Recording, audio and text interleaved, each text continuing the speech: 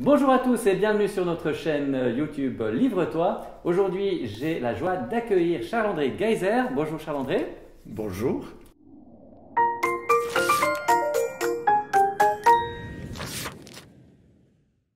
Charles-André Geiser est l'auteur d'un livre dont on va parler qui s'appelle Deuxième chance. C'est un roman, mais il est également auteur et metteur en scène de plus d'une cinquantaine de pièces qui ont été jouées en Suisse romande et à l'étranger. Et il est également reporter journaliste, lauréat de l'Institut Universalis.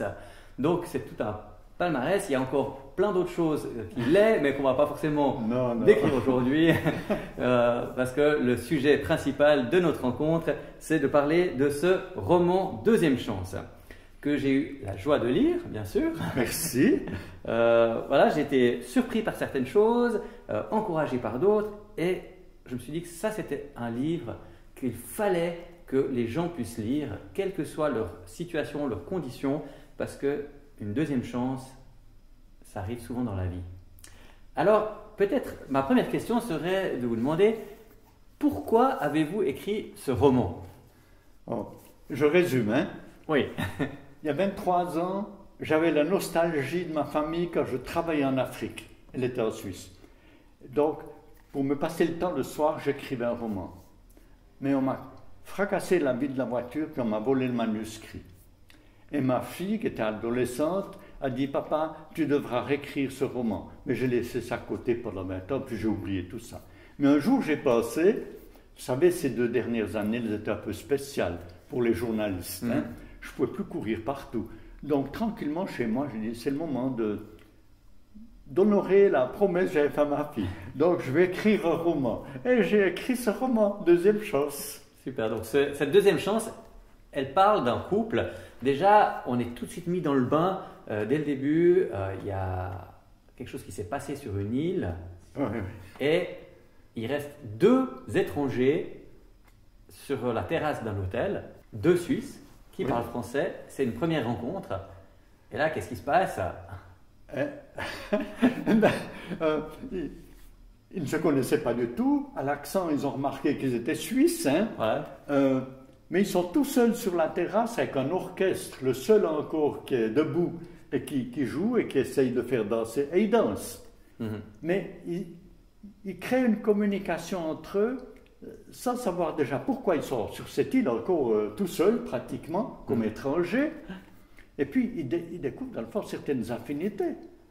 Parce que tous les 2 sont sur une île, loin de leur pays. Pourquoi? C'est ça qui est intéressant. C'est ça, voilà. Ça, on ne va pas vous le dire, il faudra lire le livre pour savoir. On ne va quand même pas tout vous dire aujourd'hui.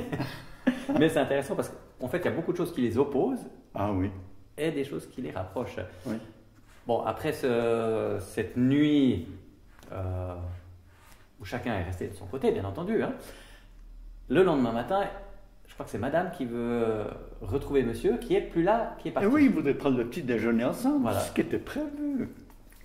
Mais il est parti. Il est parti. Je peux dire pourquoi il est parti?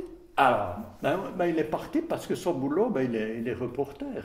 Voilà. Donc il a reçu une demande rapide pendant la nuit et il devait partir pour faire son boulot. Voilà. Et puis, voilà. Et du coup, ils se sont plus jamais revus? Ah non. Non, ah, il y a une suite. Mais justement, il y a une suite. On s'arrêterait au bout de 5 pages. Non, il y a une suite. C'est qu'elle a réussi à avoir son numéro de téléphone. Ouais. Et puis je crois même, il avait laissé son numéro à la réception. Tout à fait, ouais, c'est ça. Donc ils ont pu communiquer. Et c'était le début d'aventure incroyable, quoi. Ouais. Parce que, justement, se rencontrer, c'est pas trop difficile. On peut tomber amoureux 50 fois dans notre vie, hein. La question, c'est de tomber amoureux de la bonne personne, et puis que ce soit réciproque, et que ça évolue vers quelque chose d'heureux.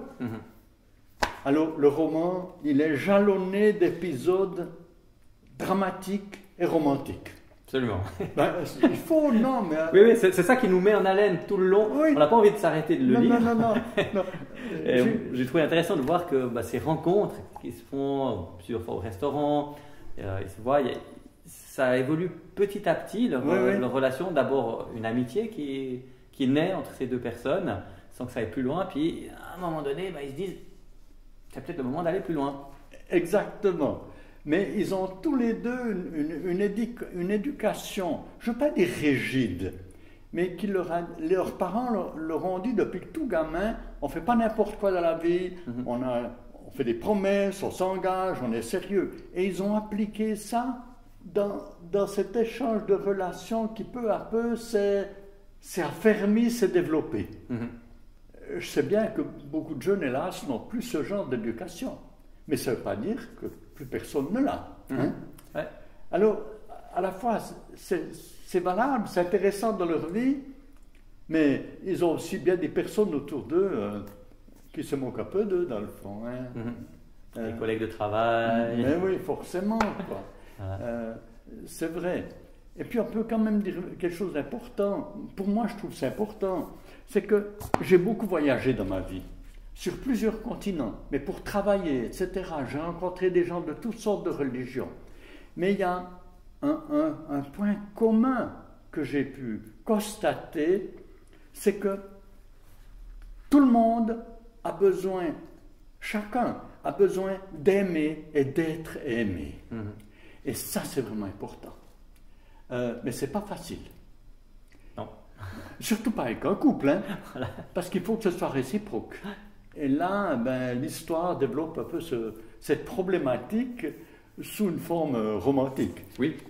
Et c'est vrai, j'ai eu des lecteurs ou lectrices qui l'ont lu, et je les invitais déjà dans le bouquin, je leur ai dit, écrivez-moi ce que vous en avez pensé.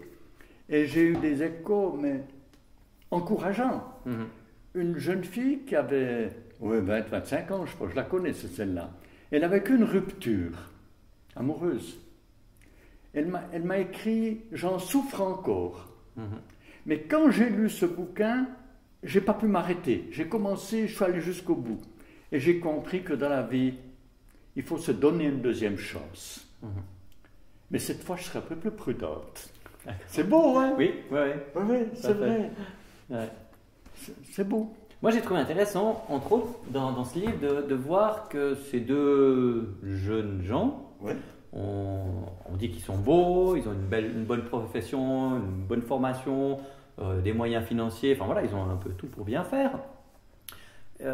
Ils n'ont pas l'air d'être croyants, non. Mais un jour, ils débarquent sur un col, ils voient une petite église, et puis c'est là qu'ils se disent, il faudrait se marier. Et puis pourquoi pas dans une église? Non, mais c'est romantique. Hein? Ah, c'est super romantique. Alors, parce que cette église, j'ai pas dit où elle est. Hein? Non. Mais je sais où elle est. Donc si en écoutant cette vidéo et en lisant ce livre, vous savez où elle se trouve, vous découvrez, n'hésitez pas à écrire un petit commentaire là-dessous. Non, elle existe effectivement.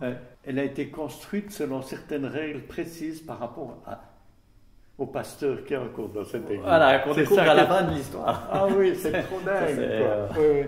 Donc ce couple se marie, c'est merveilleux. Voilà, le mariage, rien de plus beau que cela. Ah non, c'est un merveilleux mariage, vraiment. Bien sûr, après le mariage, on ne va pas rentrer dans tous les détails. Ah non, il ne faut pas tout dire. Après le mariage, départ pour le voyage de noces, nuit de noces, et là, des problèmes commencent. Oui. Et des problèmes, ils n'avaient pas imaginé que ça pouvait arriver.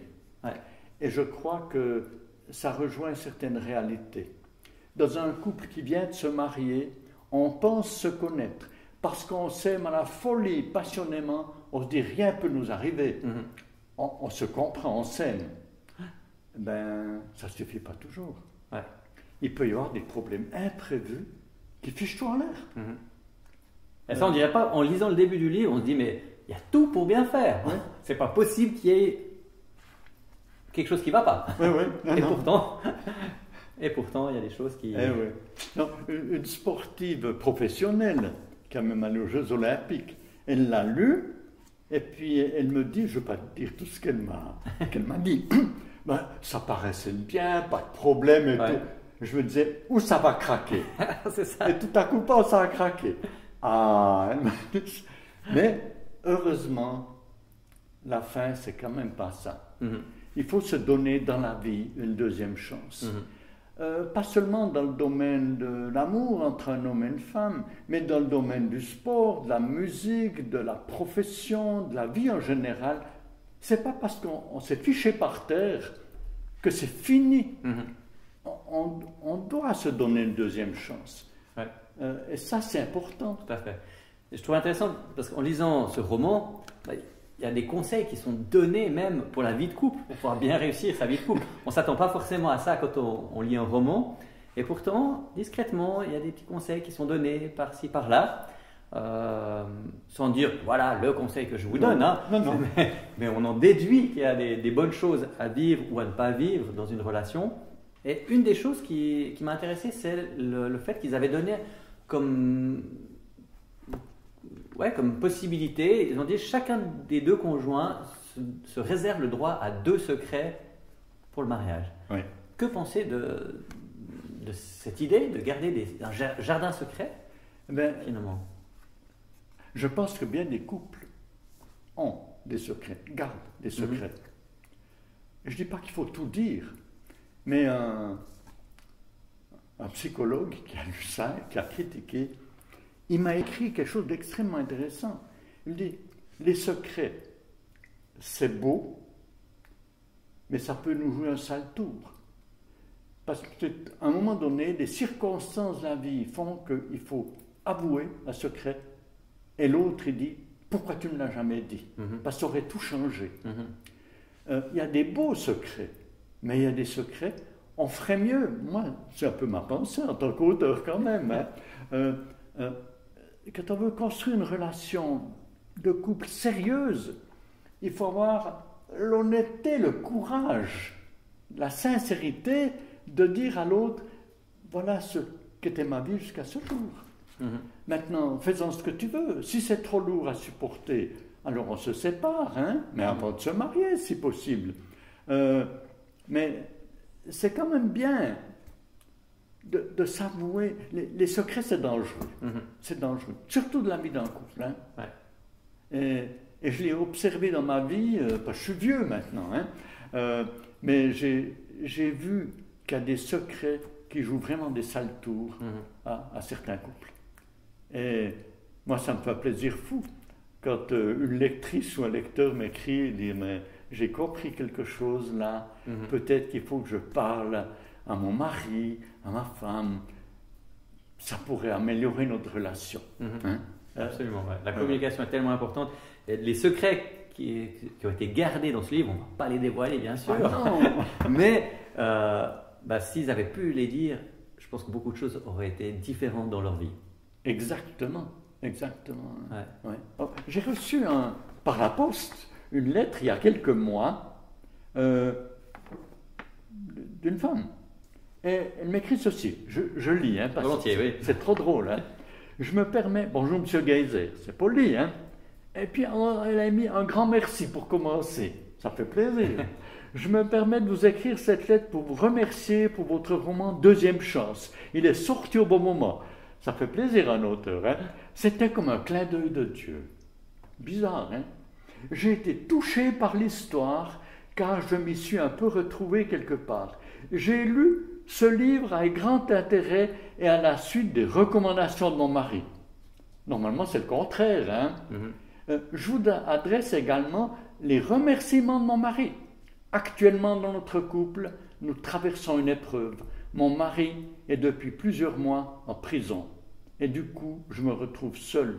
Mais par la grâce de Dieu, je tiens le coup. Tous les deux, nous désirons une deuxième chance avec l'aide de Dieu.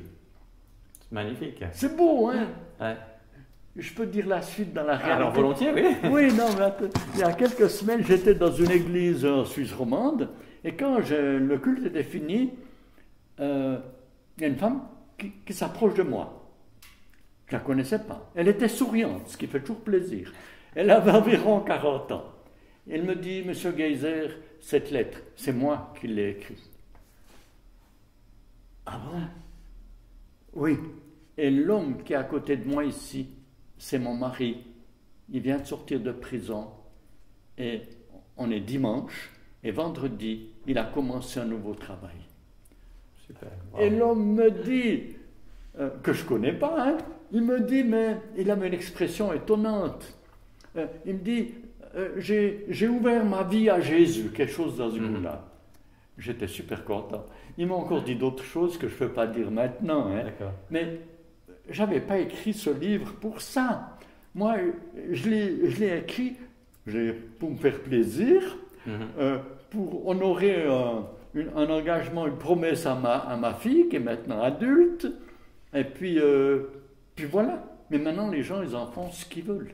C'est intéressant d'entendre ce témoignage parce que justement, en lisant ce livre, on voit qu'il y a quelques personnes qui ont la foi. C'est pas du tout un livre qui parle de Dieu, de la foi chrétienne ou comme ça. Même si on sent qu'il y a quelque chose derrière, mais ça va pas plus loin, et d'avoir des témoignages de personnes qui finalement ont été touchées par Dieu en lisant ce livre. C'est ça qui ça me fait plaisir fou. Moi, j'ai eu plusieurs lettres comme ça, ou des emails et autres.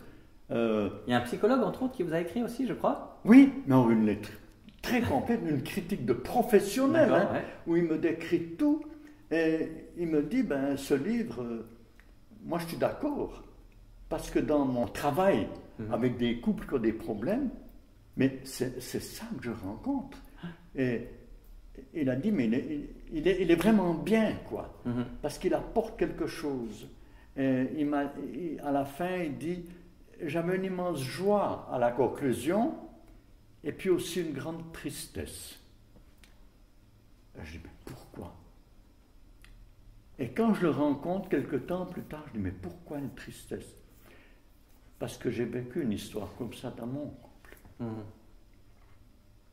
Et il ajoute, mais dans mon couple, moi je voulais une deuxième chance, mais mon ex-femme, elle ne l'a pas voulu. Donc, ça s'est cassé. Maintenant il est heureux parce qu'il s'est remarié, tout va bien, quoi. Hein. Mais il a dit, c'est vrai, ce livre, il a quelque chose de très réaliste. Hein. Donc c'est important finalement dans des couples que monsieur et madame le lisent. Que chacun puisse décider, c'est une deuxième chance. Des gens qui habitent dans l'immeuble en face d'une autre. Comme cadeau de Noël, on leur a offert à chacun un pot de confiture, que ma femme, et puis le roman. J'ai pas eu beaucoup d'écho, mais ma femme, oui. Alors, à des couples, la femme, elle dit à ma femme, elle dit, ouais, on l'a lu, c'est vraiment bien. Alors moi, je le lisais un peu, j'avais un signet, et quand je le posais et que j'allais à la cuisine, c'était mon mari qui le prenait. On n'a pas arrêté avant d'avoir lu tous les deux. Ça fait plaisir. J'avais une question aussi qui me trottait dans la tête, comme ça, c'est de me dire, mais est-ce que finalement ce livre est autobiographique? Enfin, c'est un roman, hein, mais est-ce qu'il y a une part de votre vie là-dedans ou pas du tout? Alors, il y a deux manières de répondre à ça. C'est pas ma vie, hein, mais le personnage, je parle un peu cinéma, hein, l'acteur principal, hein, j'ai une expérience de reporter. Donc, je peux m'identifier à ce travail. Et ma femme, sans dire trop, elle a une expérience professionnelle dans ce qu'est la femme du bouquin. Et ce n'est pas son histoire, ce n'est pas mon histoire, mais ce qu'on a vécu dans nos professions, dans nos observations. Comme la plupart des romanciers, on l'introduit inconsciemment même dans ce qu'on écrit. Donc on peut dire que ce n'est pas votre histoire, mais au fond, grâce à ce que vous avez vécu, vous avez une connaissance qui vous permet de décrire des lieux, des professions. Enfin, je trouve que dans les détails, vous êtes bon. C'est pas juste on était sur une petite île comme ça, mais il y a le nom de l'île, il y a qu'est-ce qui se passe sur cette île, par exemple une île en Grèce qui est particulière. Puisque, Hydra, oui, quoi. Il n'y a pas de voiture là-bas. Donc, voilà, il y a une recherche, il n'y a pas que de l'invention, mais il y a aussi quelque chose que vous connaissez. Tout est réaliste. Voilà. Ça, je l'ai dit plusieurs fois. Toutes les situations que vous allez découvrir là, elles sont plausibles, sont possibles. J'en ai observé, j'en ai vécu, ma femme aussi, mais on n'a pas dit, moi, tel jour, j'étais à telle place. Non, c'est pas ça. Mais notre expérience de vie, et mon expérience de vie, me permet de décrire plein de situations. Merci beaucoup. Est-ce qu'il y a encore autre Merci. chose que vous aimeriez partager, compléter par rapport à ce roman que vous avez écrit? Alors, c'est un test. J'ai écrit quelque part, je crois, à la fin. Si ce roman vous a plu, vous m'écrivez quelques mots, ça m'encouragera peut-être à en écrire un deuxième. Et il est vrai qu'inévitablement, quand on se met à écrire, j'écris beaucoup de théâtre et tout, on a plein d'idées. Et j'ai plein de projets pour d'autres romans. D'accord. Mais je ne peux pas parler aujourd'hui. Alors. Non. On vous réinvitera pour le prochain. Oh, merci. Roman. Merci beaucoup. Moi, ce que je trouve intéressant, c'est que ce livre, finalement, peut être lu par des personnes ayant la foi ou non, Oui. par des jeunes ou des personnes plus âgées, par des couples ou des célibataires. Il est destiné un peu à tout le monde. Ah oui. Il se lit facilement. Le français est excellent. Je suis assez sensible aussi, même aux fautes d'orthographe, comme ça. Et j'ai pas réussi à m'en trouver. Oh, merci. Je vais le dire à ma correctrice. Ah oui, c'est important quand on lit un livre, quand ça coule, quand il est bien écrit, ça donne envie d'aller jusqu'au bout rapidement.